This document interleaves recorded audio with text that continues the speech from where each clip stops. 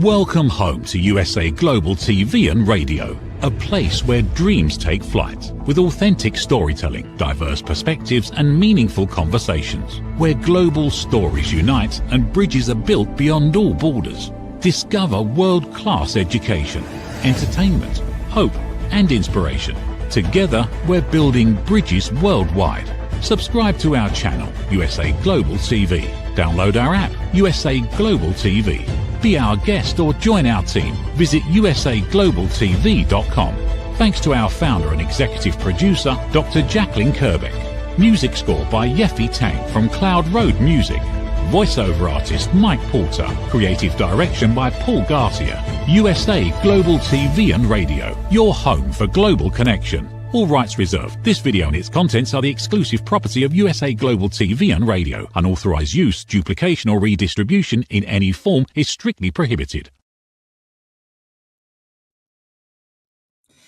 Good morning, good evening, good afternoon, and welcome home to USA Global TV and Radio, where today's show is Authentic Achievements. And I'm delighted to say that I'm going to be joined shortly by Holly B. Gutwinlinger, who is a heartfelt writer who was born and raised in a small town in northern Ontario. She's a proud dog mom to 2 rescue dogs and 1 cat, and loves incorporating them in her stories, drawing inspiration from the animals she has the privilege to adopt. She's currently working on her debut novel alongside other creative projects, and she's completed a creative writing classes through the University of Toronto School of Continuing Studies Creative Writing Programme, and received a certificate in creative writing from Sir Stamford Lemming College, easy for me to say, and she's currently pursuing her Masters of Fine Arts in Fiction. So I'm delighted. Holly B, please come and join us. Good morning, Kim. How are you? Oh, I'm so looking forward to this. And I've already got so many questions. Before I get into all of my questions, Holly, welcome and thank you for joining us. And there's so many interesting things in your story. Could you start by bringing it to life a little bit for us? Absolutely. Thank you so much for that lovely introduction. A few years ago, I was in the backyard and my dog was bouncing towards me. This was one of my 2 rescue dogs. And I have tried everything to help my dogs have the best life they can, but they've both come with a lot of anxieties and fears and issues. And I'd always been trying to find that next thing that would help them. And so one day we're sitting in the backyard. It's a beautiful sunny day. And Sully was bouncing towards me down the walkway, and his ears were bouncing and his tail was just wagging. And in that moment, I, heard in his voice, he said a few words to me like, "It's okay. I'm okay. You don't need to fix me. You just need to accept me." And that is the beginning of this entire story for me, because I allowed that moment to evolve into something very different, which was poem after poem, stanzas, if you want to call them, some heartfelt writing. And that evolved into chapters and then an entire book, which surprised me. So that's the origin story of that small piece. Oh, I love that. I think sometimes we can get that inspiration, can't we, from real life, from those moments. And if we just embrace it, run with it, it's amazing. It's amazing where it can take us, isn't it? And I think it's I love that it didn't start out as a book and it evolved to a book. I had similar happen to me last year. I wrote a story for my child and didn't expect it to become anything else, and it did. So I love this North of Broken and Forever Home. It's just I just love the whole concept, and that part where you acknowledge that you don't need to fix, you just need to accept. Because I think that's true of our children, whether they're fur babies or non-fur babies. They want us to accept them wholeheartedly and keep them safe. Would that be fair? Absolutely. And I mean, it took me several years to come to this realization, because my dogs are now stepping into their 12th year or so. You never quite know with rescues, but it took me a very long time to get to that point where I stopped trying to fix the problem. And it has changed my relationship with my dogs. I sit with them more. I enjoy our quiet time in the morning more. And that has also spilt over into my life. And with, as you mentioned, that it didn't start with the book. My goodness, no, it didn't. I certainly never, ever expected this. It was the support of my friends and my family that encouraged me to continue. I love that.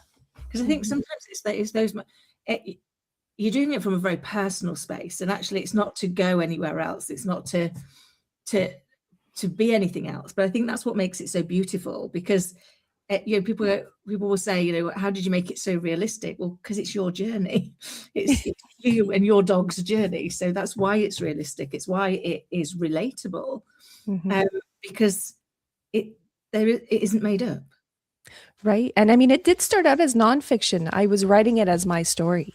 Right. Because how else would I tell the story of my dog? But then I realized I really wanted to give Sully a voice and anthropomorphize him.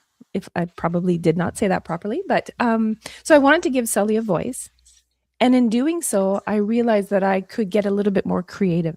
I knew of his rescue story, so I was able to elaborate on that.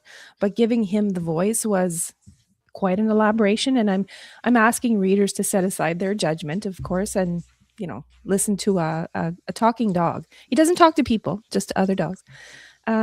So then I fictionalized it, and then I created new characters. Is she based on me?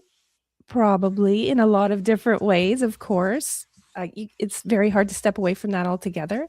I put a lot of Easter eggs in there that, if you know me very well, you'll probably pick up on them. But otherwise, it is fiction. I love that, because it is that piece. I love also that you gave your dog a voice. It's made me smile, only because we often, as me, myself, and my little girl Scarlett, and our dog Pudding, and we often will be Pudding. So it's like, and Pudding says this, because it seems to match what his facial expression is doing. You get real feel for it, and it's we chat to him. We will talk to him, and I think he does understand. And you see when they're concentrating, when they're trying to kind of work out what you're saying, or to let you know that they're trying to tell you something as well. And I think it does change that whole relationship, doesn't it? Once you embrace that, once you're willing to go, this is another living thing that just wants to be loved. And I sorry, Kim. I was going to say, and wants to be protected. Yes, absolutely. And I more and more people are telling me that they will sit there and have a version of their dog's voice, and they'll speak on their behalf. And I find that so cute. Funny enough, I don't do that, but I've gotten to know my dogs very well as we've spent, 10 years together. And even this morning, 4 a.m., Sully was afraid of a blinking light that happened to come on one of those sensor lights. So he came into the basement, and he doesn't sleep near us. He sleeps away from us, but he was afraid. And I knew that. And I knew it was the light. And the second I went up and turned off the light, he was fine. He went back up to his spot, but that was his way of telling me. So if we do stop for a moment and just take notice, I think that we'll see that they do communicate in many different ways, just not through words. Yeah, that so resonates, because with both my little girl and Pudding, they're quite funny. You see similar traits in them. So if one of them thinks they're getting more attention than the other, they go and do something that they know is going to get them in trouble, and then they'll both peek around, and it's like, are you just getting jealous of each other? It's like there's two sides of me on the sofa, just on the other side. There's enough of me to go around. But once you say that to them, then they kind of get it, and it's very often the dog that gets it, not the child. Of course. Walks around. She's kind of like in that whole we've won. But I imagine, because so many people have got animals, and as you say, so many more people are seeing them as a greater part of the family than just a pet. So do you find there's quite a lot of people that are really intrigued and interested in kind of what you're doing, and how you've brought him to life through your relationship and your experience? What I do find very interesting lately is I'm new in the book sales area and the marketing. And so I have been taking on vendor shows, local vendor shows, trying to, publicize my book in smaller towns because I am from a small town. But what I have noticed is when I'm standing on the other side of the table and I'm talking to a reader, a potential reader, and I'm able to tell them what the story is about and that they are my dogs, that is the moment they connect with me. And then, of course, their story comes out with their animals, their dogs, cats, farm animals. And so, yes, when I'm very selective about where I will sell my book based on the interest, I wouldn't sell at necessarily a flower shop. Yeah. But if it's a vendor show that I know where animal enthusiasts will be, then I'll hopefully capture my audience. But more and more, I'm seeing them come out, and especially I've been talking to people over on my podcast, and people light up when they get to speak about their pets, and it's quite something. I've noticed such a shift during the last 6 years about how we treat our I'll speak specifically to dogs and cats, but they, like you said, Kim, they have become an extended part of our families, and we do treat them differently. They're not the same as when I had a dog when I was 10 years old. The dog was a dog, and they were outside most of the time. So I don't know if that makes sense, but It does, and it so resonates because like my mum happens to have my dog's brother, and it's which is lovely, from the same litter. But my mum also treats her dog like a member of the family. So we've confused the entire family because he is my brother and Scarlett's uncle. He's also Pudding's brother. So we're like, yeah, no, that's one for somebody to unweave on another episode. But it's because they've become such a core part of our extended family. Exactly. And I think it brings you, it does bring in a different element, doesn't it? And for me personally, I love your thoughts on this. It's really helped me as a single mum of an only child to teach her sharing, to help Yes. her realize that there has to be, it can't just be what you want to do, and actually you do have to consider. I mean, I'm really lucky. She feeds him. She lets him out. She makes sure he's got water. So she takes real accountability. And I think that's taught her invaluable skills. Well, and how to care for another living being as well. That is a very large, like, life skill. Yeah. And I mean, I don't think there's necessarily anything wrong with us treating them like they're family members. I always have. And so everybody's just catching up to what I think. But I also do respect the fact that they are dogs and that I need to be a responsible owner. And through the years, we've had different issues with both of them. Cash is more assertive than Sully. Sully's not assertive at all, but there were moments where we had to be the responsible dog owner. I mean, I've put up an entire fence. We don't go to dog parks for a reason, although he's mellowed in his senior years. But I do understand that there is a fine line and there are boundaries there. But when we're at home, he's allowed on my couch, and many people would shake their finger at me and say, "Oh my goodness, I would never do that." But that's okay. That's what they would do in their home. But in my home, your dog's welcome on my couch. Yeah. I love that, and that does so resonate, because I think sometimes, I used to think everybody's entitled to do what they want to do in their home. Yes. And in my home, it's his home too. That's so right. If for me, I'm not going to judge anybody else. They can do what they want. That's their home. That's their choice. But in ours, he's part of the family. Therefore, he gets up on the sofa with us and muscles in for his part. Turns around 3 times and then. Yeah. Why do they do that? I don't know. I just bought this really nice outdoor rocking chair that I've put in our basement because it's just so cushy and soft, and we both get to cuddle in there. But he was by himself and he spun around. My husband and I counted 10 times until he finally plunked down into the chair. And I don't understand it. I wish they could explain that somehow. It would be lovely, wouldn't it? Because it puts us the same, and it goes to all the effort and then sits down, and the minute one of you moves, he has to get back up again. You're like, you've just sat down. Yeah, what was the point? I just got you down. Lovely, stay where you are for a minute. I'm literally going to pick something up from the other side of the room, but they have, well, maybe it's more pudding than anybody else, but he wants to be constantly with you. He wants to know, and that's possibly part of his. I'm asthmatic, so I've got a cockapoo, so that they're allergenic. And somebody did say what you basically get with a cockapoo is a stalker. Wherever you go, they go. That's hilarious. I love it. It is true. Yeah. Well, mine too, though. He's 65 pounds and he's a lap dog. So.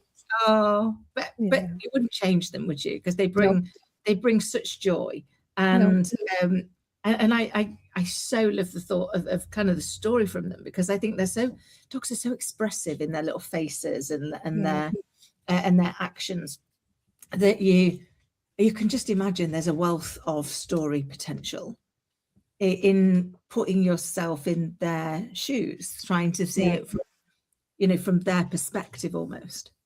And I've also stopped and pondered on the fact that they don't have words.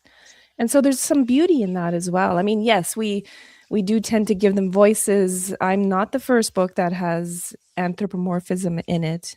There will be many others as well. But there is a certain beauty in the fact that they can't speak to us, and that we do have to communicate using other modalities. And so lately I've been thinking about that a lot. Like, why is that, right? I feel like in millions of years, dogs will talk, and they'll probably be walking on their hind legs and whatnot, because it feels like we're bringing them through evolution in such a different way right now. But I don't know, sometimes when we sit there in silence, I just think, there's a reason why you don't talk, but it's all through your eyes. Yeah. Well, they can sense so much, can't they? They can, they can sense your emotions. They can tell. Sometimes go, Mummy, why is he licking me so much today? And it's like, because he can tell you're upset. So, if she's fallen over earlier in the day, and he's just trying to let her know he loves her. And she's like, but how does he know? And I was like, because you're clearly upset, Luffy. And he doesn't have the words to tell you. So he just comes and spends more time with you. He comes and shows you love in the way he knows how to show you love. And I think that's, they do sense, like, if you're in a sad mood, or they kind of seem to take on that almost like that protector space where they're going to come and be with you to help you. And you think, God, they're such fascinating animals. They really are. If you just watch their ears and their eyes and their tail, but really sit in the their face and their eyes, it is very telling. Yeah. And I love how they have got such different personalities. It strikes me so much with my mum's dog and mine being from the same litter. So they're exactly the same litter, and yet Pudding is like a hyperactive puppy. Everybody that meets him, when they say how old, and I go 4, and they're like, months. I'm like, years. Because he's still like, he bounces and thinks he's a kangaroo. He's like, he's very in your face, but he obviously has been brought up in a house with, the time we had him, a 5-year-old, and watched her grow. Whereas Teddy spent his life with my mum, and until a couple of years ago, my dad, who was most of the time wheelchair bound, and therefore was a much calmer environment. And so Teddy is like a little grumpy old man. He's got the persona of it and everything. Like, that's very interesting. It's fab. So they come along and they adore each other. But when you come back, if you've had to go out somewhere and they're both together, you come back, Pudding thinks he's a kangaroo. So he literally throws himself at the door and then slides down it, and throws himself at the door and slides down it until you can get to him, because there's a glass door. Teddy dances on his back legs at the bottom, looking up at him like, what are you doing? What on earth? It seems like a lot of work. That looks like a lot more effort than I think we'd need to. So it's funny how two dogs from exactly the same, just like siblings, I guess. Absolutely, have such very distinct personalities in their approach in life, and even the way they hold themselves. And you can almost get from Teddy a bit of a roll your eyes when somebody does something a bit. It was often pudding, to be fair. You can almost see Teddy go, Not again. it's a bit too much. Oh, So do you, I mean, obviously you must see that a lot, because in what absolutely. you're doing, you must spend a lot of time observing dogs, not just your own, but other people's. Would that be fair? Very fair. In fact, I've spent far too many hours at the dog park in Toronto. My youngest son lives there. And we would just go visit the dog parks because they have the most amazing parcels of property that are very bougie for the dogs. And I would sit on the sidelines and just watch. And funny enough, I've been asked several times, like, oh, which one is your dog? And my son would, sort of turn his head the other way because we would laugh. Because I'd say, well, I don't really have one. I enjoy it. I enjoy sitting there and watching them play. And I do find the city dogs are so well behaved because they're very much socialized. So, Yeah. yes, I have sat and observed so many dogs, and they do have their favorite breeds there in the city as well. Yes. It's interesting, isn't it, how those interact with each other. We've got a little dog park down here, and actually I think equally how people with dogs interact. We've got our own little WhatsApp group where people will just message to say they're going to be there, but we don't say we're going to be there. We say the dog's going to be there. Pudding's going to be at the PEV in half an hour if anyone's interested in joining. And the responses, and I love it because it's like it just increases the whole community. But they'll come back with their dog's name will be there, or so and so is just and it's like we've really organised this little social for them, albeit obviously we all get on and have a good chat as well. But you see their little personalities, and it strikes me very much as being very similar to when I used to go to play groups with my little girl, and you'd observe their little personality traits. True. And I guess that brought it home a lot more to me that they are little characters in of themselves with little personalities that, just like the rest of us, want to be understood and accepted and included. Yes. And so I love that the book's helping to crystallize that. Yes. Well, and I mean, it is, when asked what's a message, and at first when I first started working on this project, I thought it would be rescuing the dog. Who rescued who? There's that famous bumper sticker. Did the dog rescue the human? Did the human rescue the dog? But in the end, I discovered that, and I come back full circle to when we first started chatting, that acceptance is really what stands out for me. Because when I finally accepted where both of my current dogs were at, I was able to move through it, and our relationship is better for it. But also through other parts of my life, I accept who I am. I mean, the critic is still there a lot of times, but I just accept situations, people more readily than I did before. I love that, because that's quite a hard piece of work to do, isn't it? That journey back to ourselves, that journey back to accepting ourselves. That doesn't mean to say we're not going to still keep trying to improve on the areas that maybe we don't like about ourselves as much, but accepting ourselves for who we are is such a life shift, isn't it? It really is. And I had coffee with some neighbors from before, and we're all around the same age, and we joke about, we wonder if it's the age now, because people will often say that, oh, when you reach a certain age you don't care anymore. And excuse me, perhaps there's some truth in that. Well, no, there is truth in that, but it's also life experiences and what you accumulate along the way. And I just think that the things that I used to fret upon or get upset about or frustrated, it's just not worth it. And I wouldn't have known that back then because I had to live through it to know that. So there is a season in your life and a time in your life for different moments, for acceptance, for all the feelings. So I feel like I'm definitely stepped into the acceptance phase. I hope so. Yeah.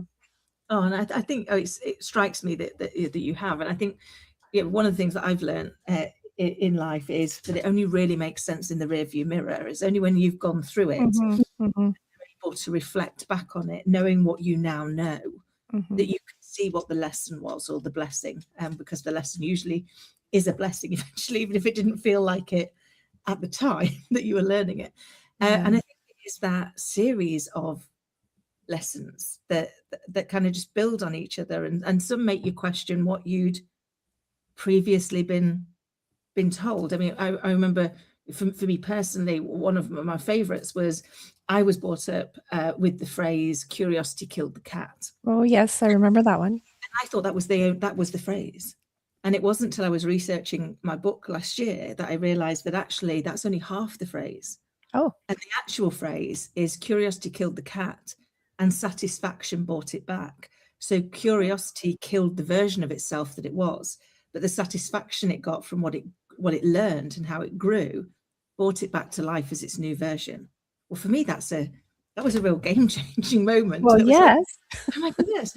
So I've only looked at half of these things before. So I wonder what would happen if I looked at the other half of these things. So what else could be? Where else are they? And it probably becomes really something that I'm really conscious of and really intentional, because I've got a little one, and she is only 9, and so you can kind of you hear all those stories that you shape them by 7, and it's all gonna get by 40, and it all feels very real, very like, oh my goodness, what might I be doing or saying or being that's going to shape something that she needs to relearn or unlearn or see a different version of later on, because we don't do it intentionally. We do it through best endeavors, but unwittingly we can often make things worse, can't we? Create a voice in their head that isn't the voice we'd like them to have. Definitely. And it's funny that you bring that up, because recently I was chatting with both of my sons, and I said, I feel like your dad and I have been great parents, and we've tried our best, although I hope we didn't, I can't remember my exact words, but I hope we didn't mess things up too terribly for you. And it was a good conversation, because they were like, no, you did great, but they still have their own thoughts, their own stresses, their own anxieties, and not necessarily ones that we have given to them, but it's just life. And so they need to move through their own experiences, even though as the mother, gosh, I really didn't want any of that stuff to happen to them. So of course I tried to shelter them in different ways, and what's a good way, what's not a great way. But inevitably, they have to live their own lives, and they have to move through some of those moments, and they'll have to look back and realize that they learned through that experience. So it's, we do the best we can. And I often visit that with my sons, thinking, okay, did I give that to you? Did I give you that worry? And like, Mom, don't worry about it. And I think that's the thing, isn't it? It's like our intentions are always honourable, even if our impact might be slightly off. I mean, I remember learning something I'd done to help my little girl, at least I thought it was to help my little girl, was every time if she had a nightmare, my initial response was always to go, oh, don't worry, there's nothing there. There aren't any monsters, there isn't any of this. And then I found out that actually that teaches them they can't trust their own emotion. I was like, oh, I wasn't doing it for that reason. I was doing it because I didn't want her to be upset. Whereas now, based on what they told me, it's a case of going, well, I'd be scared if there was wolves. Yeah, I would feel like you felt if there were wolves. I don't think there are wolves, but if there were wolves, I would feel just like you. Should we look together and just check that there aren't any, so that you go, actually, you can trust that emotion, but I can now let you know that wasn't happening. Right. But again, we do these things. Our intention was honourable. It was, always. I don't want you to be scared. I don't want you to be upset. Like you said, I could wrap her up in cotton wool, I want to, but I know I can't, and I know that she has to experience the world for herself and make sense of it. And I guess all we can do is be the safe space for them to work it out. Yes. For them to process whatever has gone on for them. Yes. And feel protected in that moment whilst they work it through for themselves. Yes. And it's very similar to what we need as the adult as well, isn't it? Is Mhm. to know we're safe. Exactly. I mean, my adult sons, I would love if they lived with me for the rest of my life. I just want to, be in their space, but it's been very difficult to let go of that. I call it mumming them, or giving them the mom speeches. And so I've really had to pull back and allow them to experience life on their own and accept that they are adults now and they're no longer those little boys that we did everything for, and move into a different phase of our relationship, which I do. I respect it. I appreciate it. I love it. But it's because I've accepted where they are at. And that was just recently because they are in their mid-20s. So, yeah. And that, I can only imagine how hard that is. I'm not there yet. She's only 9, but Yeah. I went through that little bit of a stage a couple of years ago when I think I called her my baby, and she was like, "Mummy, I'm not a baby anymore." And I was like, "You're not a baby. I didn't call you a baby. I called you my baby." My baby. I said, "That's Yeah. a very big difference." And she Yeah. was like, "Okay, Mummy, why is that?" And I said, "Right, do you know who Granny's baby is?" And she like looked a little bit, and she went, "Granny's got a baby." I went, "Mm-hmm." I said, "Next time you see Granny, ask her who her baby is." Mm. So she did, and my mum immediately went, "Well, your mum is." She went, "My mum is your baby," and I was like, "Exactly. I'm 52 years old, and I'm still her baby." But Yes. she acknowledges me as an adult. I'm an adult person, but that I said it's more the term that says this is the person that's going to love you forever, Mm. unconditionally.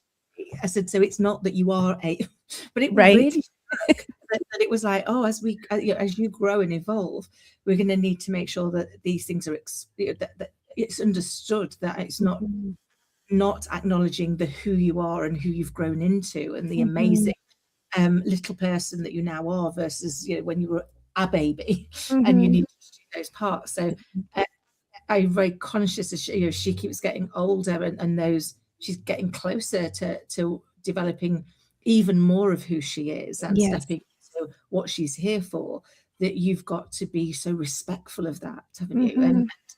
And I love that kind of throughout all of this, acceptance is the thing that we keep coming back to, because it's easy to say and hard to do.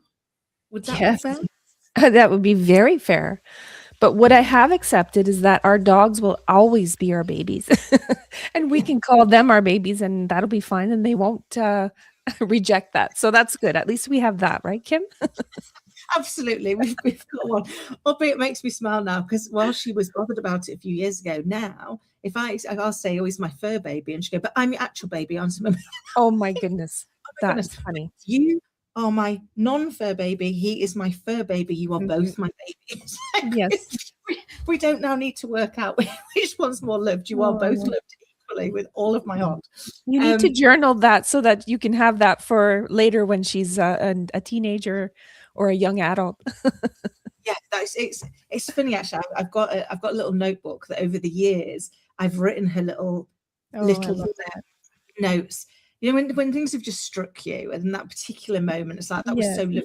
And at some point, it would be nice for you to remember this, to go back to kind of be reminded of when you full on sulk because he had more cuddle time than you did. Yes. On that one day, all those things where at the moment, she tells me that she's going to live with me forever, and that when she gets married, she'll just take the house on, but I can stay here because I'm going to cook for the rest of her life.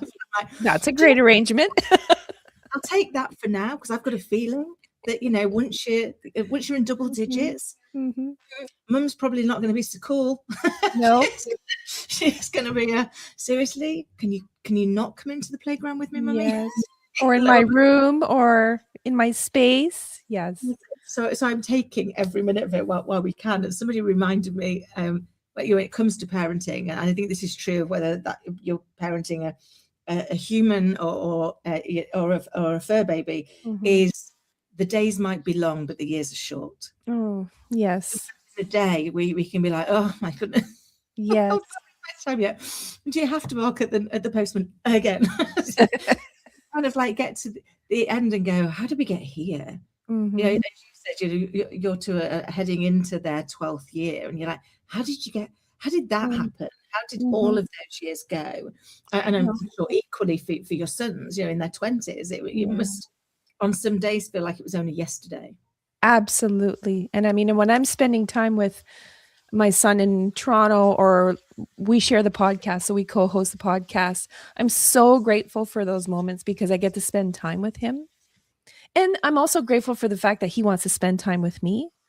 Yeah. And but you're right. I mean, it just goes by so fast. And I look at my older dog. We think he's older of the two, and his face is all white now. And I think, oh my goodness, I try not to think of the time we have left, but the time that we've had and the time that is in the moment. And that's cheesy, I know, but it's true because I know the reality of larger breed dogs, and I can see his decline, and it's progressing. So I'm really, really just trying to stay with him, stay here, and stay in the moment with him.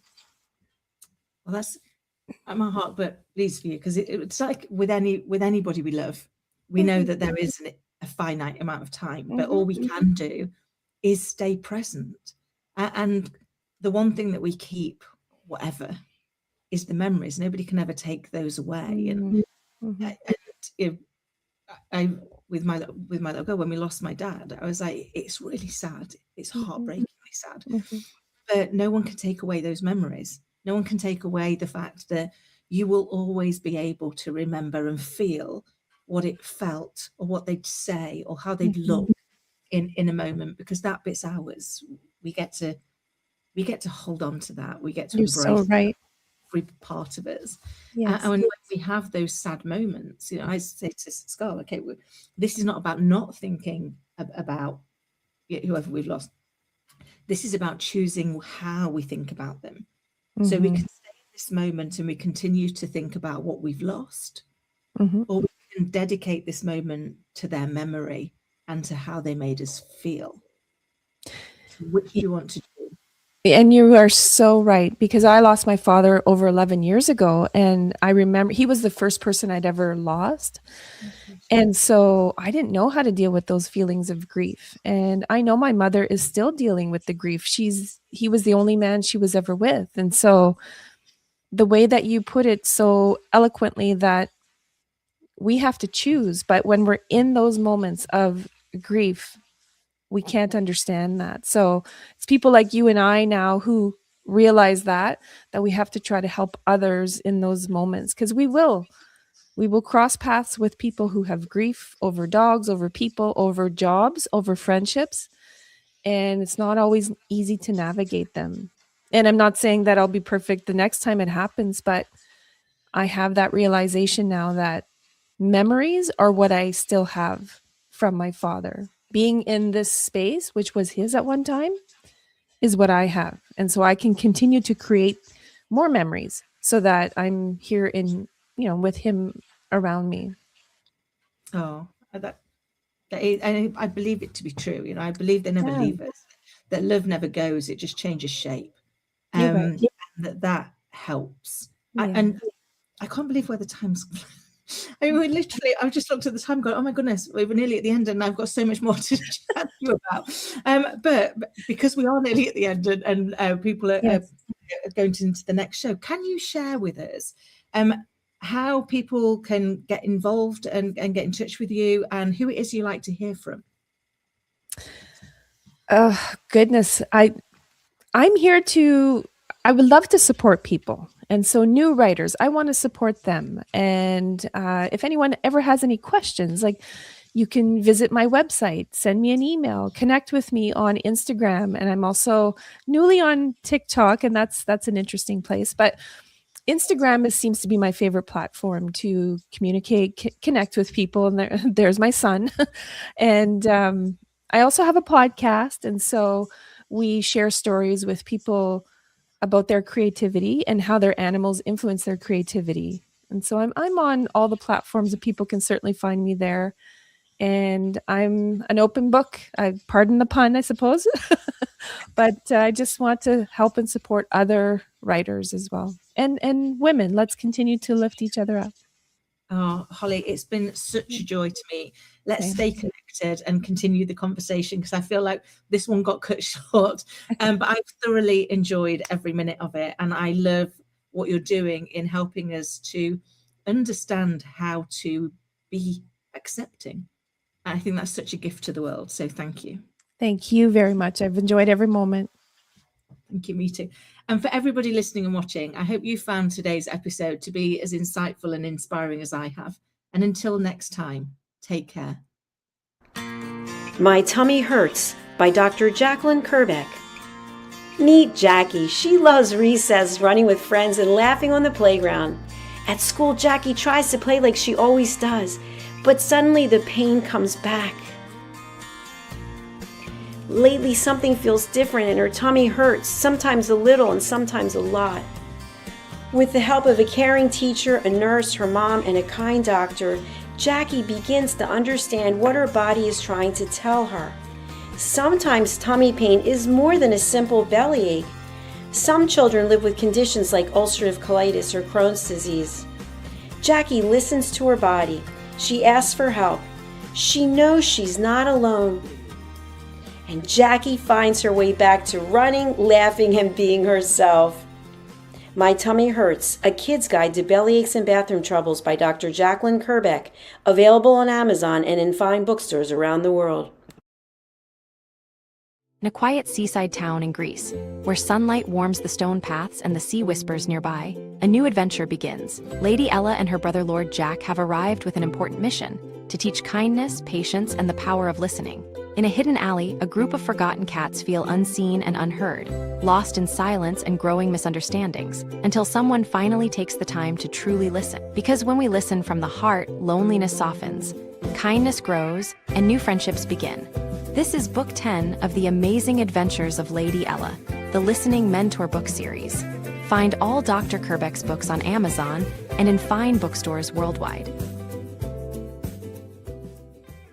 Thank you, viewers and listeners of USA Global TV and Radio, for joining us today. We're honoured to have your time and attention as part of our global community. At USA Global TV and Radio, we believe in the power of authentic conversations, meaningful connections, and creating a world of possibilities together. Want to be part of something bigger? Join our team of elevated listeners at usaglobaltv.com, a space where your voice matters and your ability to listen transforms relationships. Stay connected with us across all our platforms for thought-provoking discussions, expert insights, and empowering stories. Subscribe to our channels at youtube.com/c/usaglobaltv. Follow us on social media and explore the endless opportunities we're creating for growth, learning, and inspiration. Together, we're not just broadcasting, we're building bridges and changing lives one conversation at a time. For inquiries, contact us at info@usaglobaltv.com. Produced by Executive Producer and Director Dr. Jacqueline Kerbeck. Voiceover by Mike Porter. Creative direction by Paul Garcia. All rights reserved. Visit usaglobaltv.com to view our full terms and conditions.